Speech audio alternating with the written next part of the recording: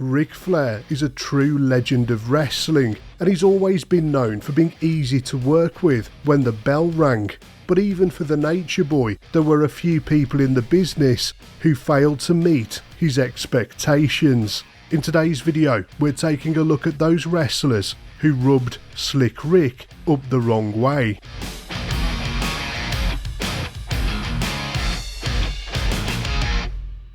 For many years, the Four Horsemen were known as the elite wrestling stable.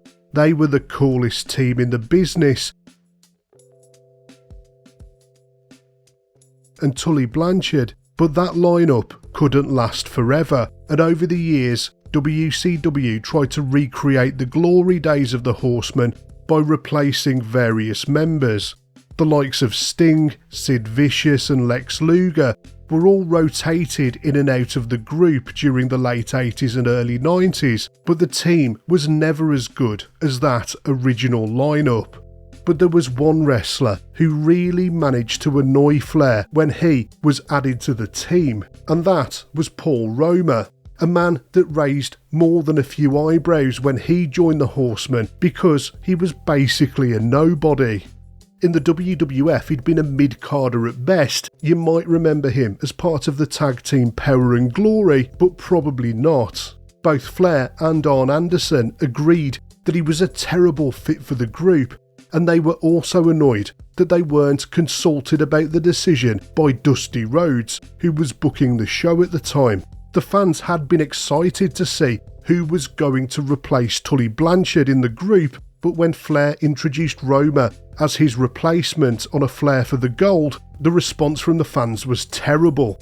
The fans in the arena booed as the man himself stepped onto the set. The Four Horsemen was a faction that was built on reputation, and Roma brought nothing to the table. In the years since, Roma has gone on the record several times and angrily attacked Flair for rejecting him all those years ago, even saying that Flair was jealous of his good looks and his physique.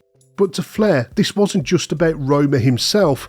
It wasn't personal, it was about protecting the group's legacy.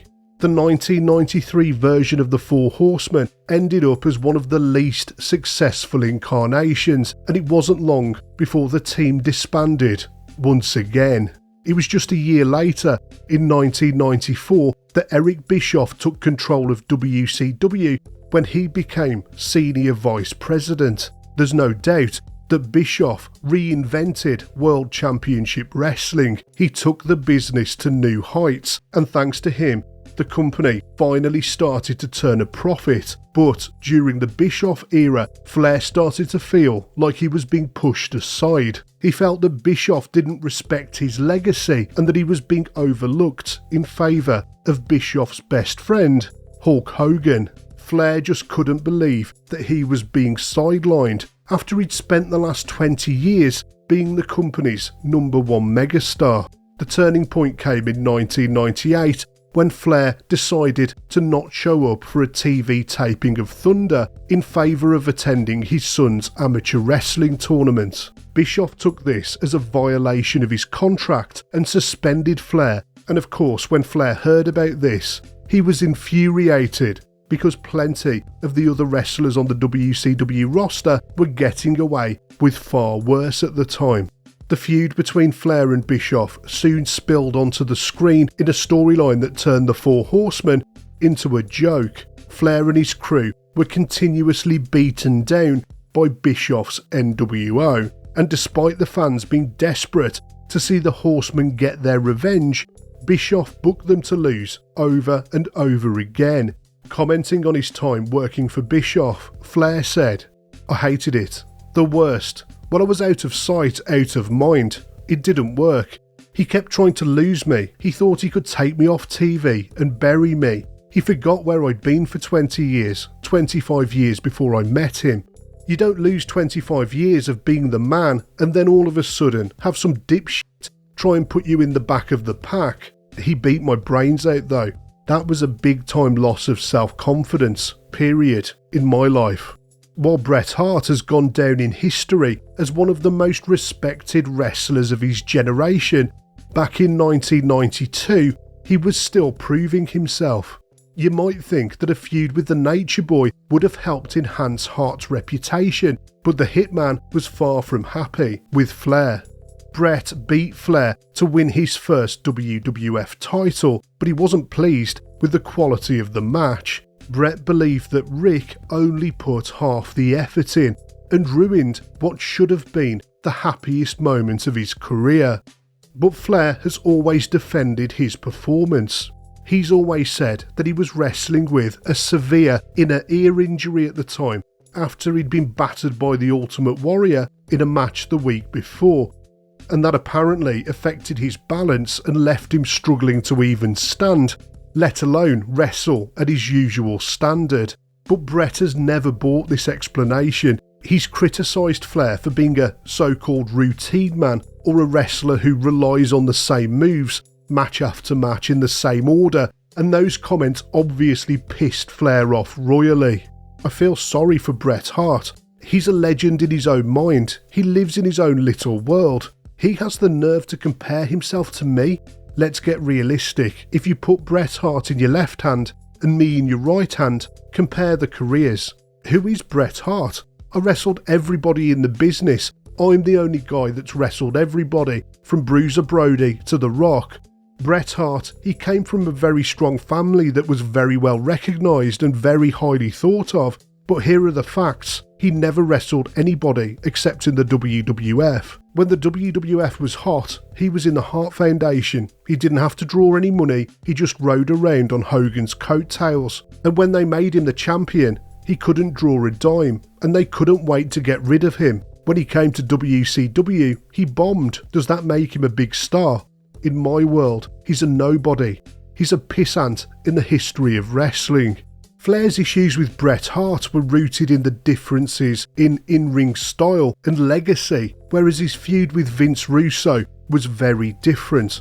This was all about booking philosophy and the fact that Russo drove WCW into the ground.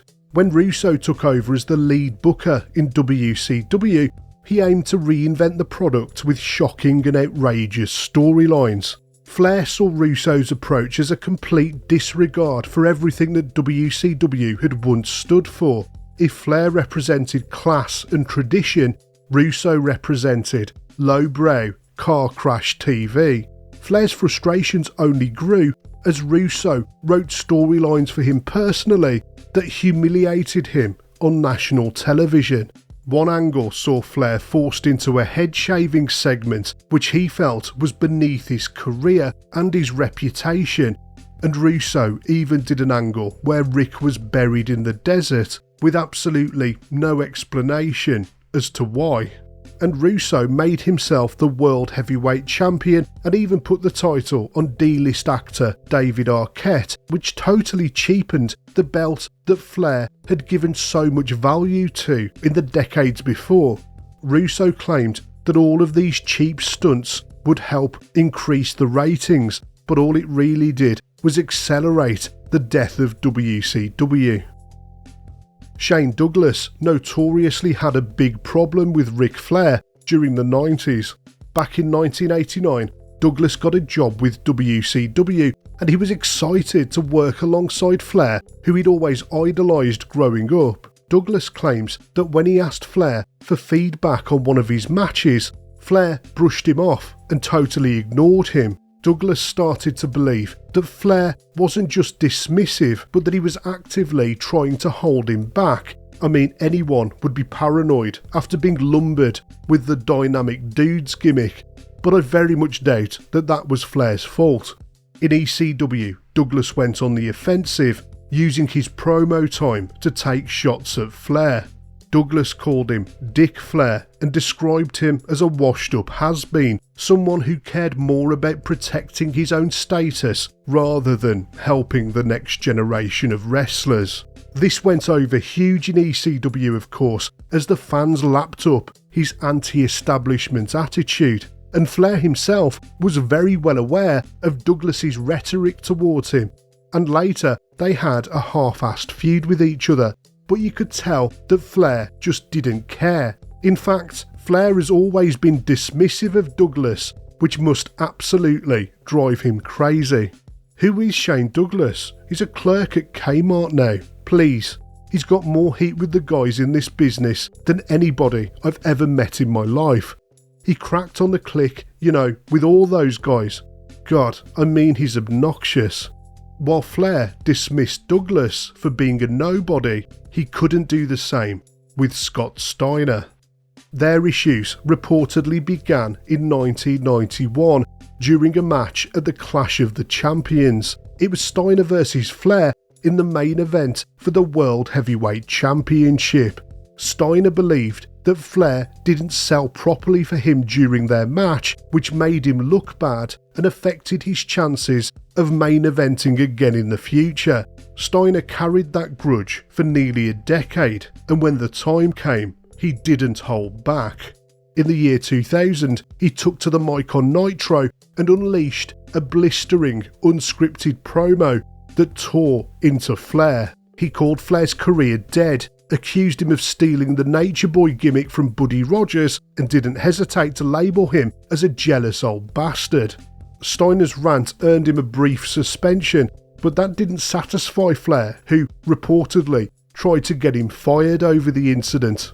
Scott Steiner really made Ric's life difficult during the final year of WCW, and he continued his violent verbiage towards him for decades after.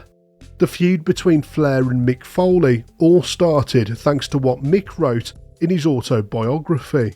He said that Flair's time as WCW booker was as bad as he was good in the ring, which led Flair to respond in his own book where he branded Foley as a glorified stuntman.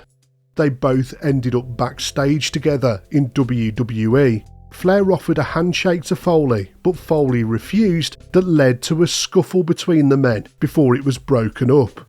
The men ended up having an on-screen feud together that was actually a lot of fun, and it's been reported that they eventually patched things up and are now on friendly terms with each other.